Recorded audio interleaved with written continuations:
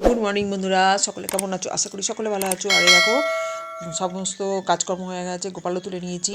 আর দেখো এবার এবার পুজো টুজো দিয়ে দিলাম, একদম চান টান করে এসে পুজোতে দিয়ে তারপরে এ দেখো সব ঠাকুরের চাদরগুলো করে নিয়েছি তাড়াতাড়ি করে, মানে একটু মানে খারাপ হয়েছে, ভালো হয়নি সেরকম, মানে করা নিয়ে কথা। আর এই যে করে টিফিন খেয়ে নিচ্ছি, লুচি আর ঘুগনি খেয়ে নিচ্ছি সকালবেলা।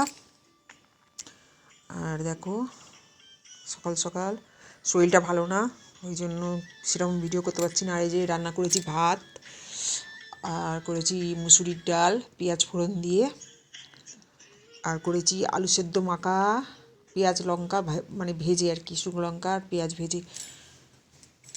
আর করেছি এই যে মাছ ভাজা একটা আছে নাতনির জন্য, আর এই যে এই এ মাছের ঝাল, ওই যে খয়রা মাছের ঝাল সর্ষে লঙ্কা দিয়ে।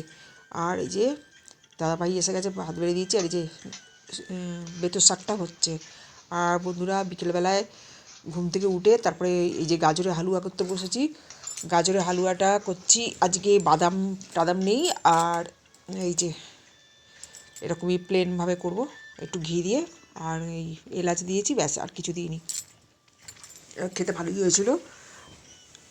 আর কাউকে দেওয়ার হলে তখন এই বাদাম ফাদাম দিয়ে সাজিয়ে ফাজিয়ে করলে তারপরে ভিডিও করি যখন, তখন করা উচিত। কিন্তু আমার ছিল না যেহেতু, আর বৃষ্টি পড়ছিল টিপ টিপ করে, তার জন্য আর কিছু করা হয়নি। আর এই যে খেতে বসে গেছি রাত্রিবেলা।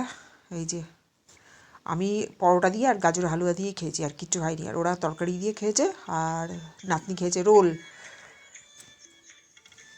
এই যে